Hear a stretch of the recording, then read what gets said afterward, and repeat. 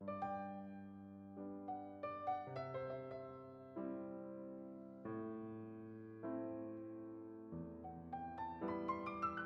the quiet, climate-controlled rooms of the University of North Florida's Special Collections, history is preserved one box at a time.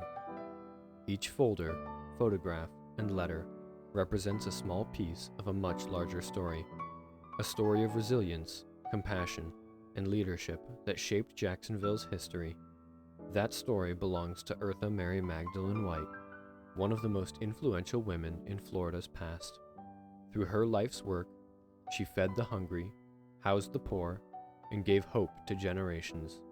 Through her records, carefully preserved in this collection, she left behind a roadmap of how she did it. This is the story of how archivists protect her legacy and why preserving these materials matters for the future. This documentary was created by students in the University of North Florida's Publishing Local Archives online class. Our goal was to explore how archivists transform boxes of fragile, often disorganized materials into accessible history. The Eartha M.M. White collection became our focus not only because it documents the life of an extraordinary woman, but because it was the very first archival collection ever received by UNF's Special Collections in 1975. We want to understand what goes into preserving such a collection, how archivists decide what to keep, how to organize it, and what challenges come with bringing the past into the digital age. Eartha Mary Magdalene White was born in Jacksonville in 1876 and adopted by Clara English White, a formerly enslaved woman who ran a boarding house for black workers. From her mother, Eartha inherited a deep faith in service and an understanding that the community could be built even in hard times.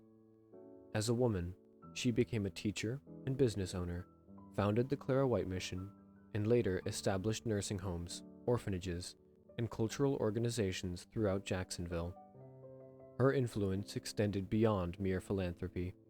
She was a civil rights advocate, a social worker, and a community leader who forged partnerships across racial and social lines. Eartha White's handwritten ledgers, correspondence, and financial records provide a vivid record of this work. They show the operations behind her mission, the daily efforts that made charity a sustainable system of care. When Eartha White passed away in 1974 at the age of 97, her personal and professional records were preserved by members of the Jacksonville community, and later transferred to the newly established University of North Florida. The collection includes thousands of items: letters, financial ledgers, photographs, legal papers, church programs, and business receipts, even canceled checks that document her everyday interactions with local merchants and institutions. Normally, archivists might exclude documents like old checks or duplicate receipts, but in this case, the financial records tell a part of the much larger story. They trace the web of community connections that sustained Eartha's work and reveal the economic side of her humanitarian mission. Today, the collection stands as both an academic resource and a cultural treasure, a complete picture of Jacksonville's development seen throughout the life of one woman. Archival work begins with appraisal, the process of deciding what materials should be preserved. Archivists follow national standards such as the Describing Archives, a content standard, which provides guidelines on how to evaluate, describe, and organize archival materials. Each document is examined for its relevance, uniqueness, and research value. Personal information like medical data or modern financial records are sometimes restricted for privacy reasons, but in historical collections, those same materials can hold deep cultural or historical significance.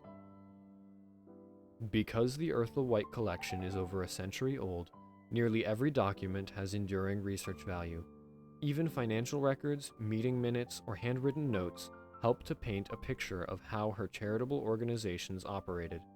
In this way, appraisal isn't about removing information, it's about protecting what's meaningful and ensuring it survives in its proper context. Once materials are selected, archivists move on to arrangement, determining how everything fits together. Collections often arrive in disarray, papers out of order, unlabeled boxes, and mixed materials stored together. Archivists search for what is called the original order, the way the creator organized their records. For someone like Eartha White, original order reveals how she thought and worked, how she grouped topics, what she prioritized, and how her various businesses and charities were connected.